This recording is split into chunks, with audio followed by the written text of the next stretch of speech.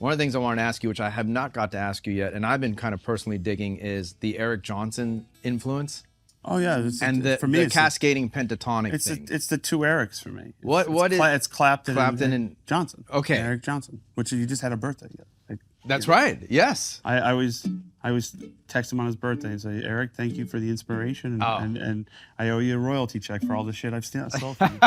That's awesome. Yeah, but yeah, I mean, he has a much more fluid legato than I have. So I'm like my faster playing is really like I derive from Eric's style and a little bit of Al Di Meola. Okay.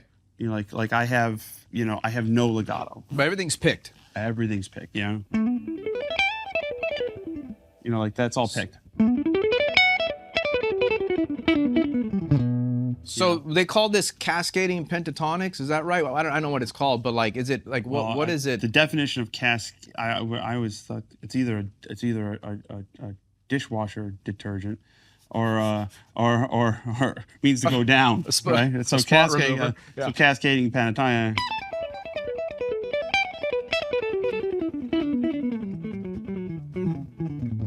You know, I mean, I guess going down. That's fantastic. Yes. Or ascending pentatonics would be going up. Going up. Yeah. Right.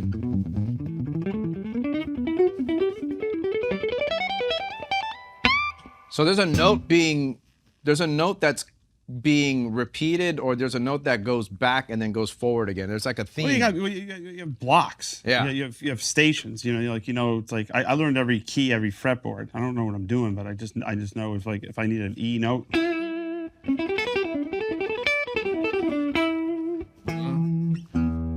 Right. You know, that's not to say it's the right way to do it. There's just a way to do it. Sure. You know, there's a guitar player that feels that you're not a musician unless you can just pull it out of your.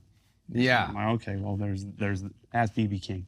Well, I got you. Right. I see what you're saying. Ask BB King what he thought of that. But no, it's good to have it's like a transcontinental flight.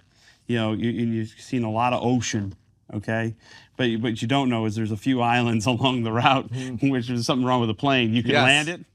That's what you want to do. Right. Find an island. You know, it's like we're in the key of E. You know.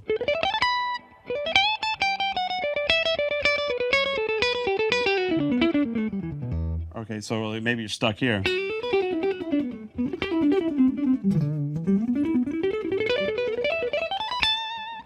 You know, and then so you just know there's a position here to land. Yes. Yeah, so, see a lot of that in between. And then all else fail, just go. You know. Yes. With the big speed. And by the way, when all else fails, just stop. It's better than clamming. You know? Yeah.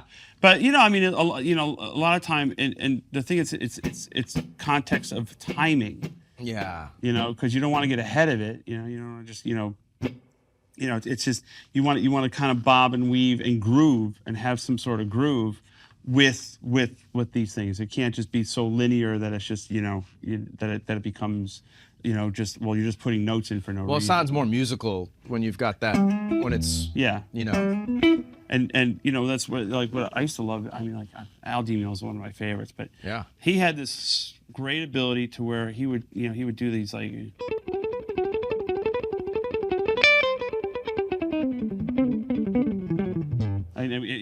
He would time compress within the riff.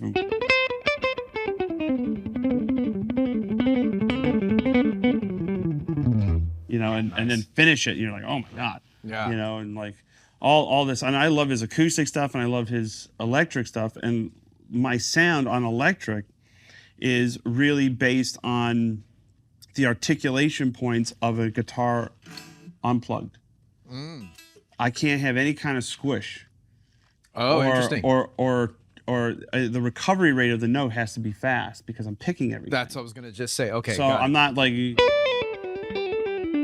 Right. So the front end is fast. You need the back end of the amp to be fast too. I need the note to come back and be ready for the next one. Right. Okay, that makes sense. So that's why I use lower gain. I use a lot of gain, but I use lower gain and an amp that normally has less gain than the main amp, just so it kind of kind of cuts through and gives you Okay. that kind of.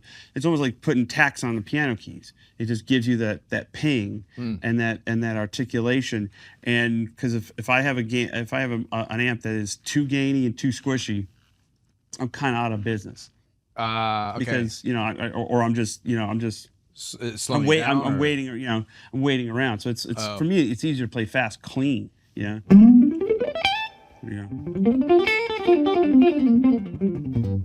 Right. It's easier for me to play fast, clean. So if I had, this is much more difficult. Let's see if I can make this. I mean, it's like, it doesn't. Bad example, but it's that's more difficult than just using the clean. Interesting, And because that's why I tend to use it. But this amp recovers fast. Some amps don't recover that fast. interesting, because you would think the gain would make it, easier to play with the compression For some. Yeah. Right. But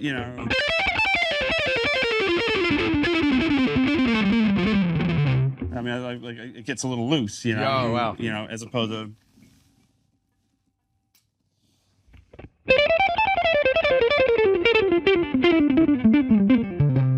Oh wow, I could hear there's more definition. There's more definition. Yeah. So, but there's good, like Steve Morse was another one of my favorite guitar players growing up. He had those 4-note.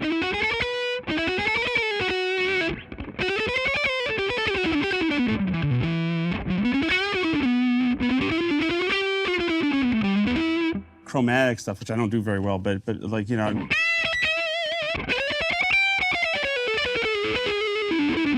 it's Love great, and Yeah. he used to.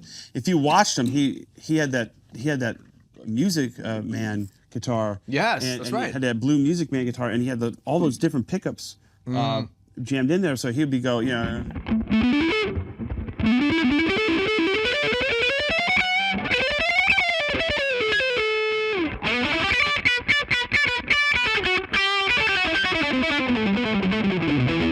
It's a terrible example of Steve's playing. Poor guy. Poor guy. But you know what I mean. He's constantly flicking different sounds because you're creating statements. Right. And you're not doing things that are you're not just playing fast for the sake of playing fast. Right. You're creating different. Enough with Mr. Gain today. But yeah, that's one of the great things about guitar. It's such an expression.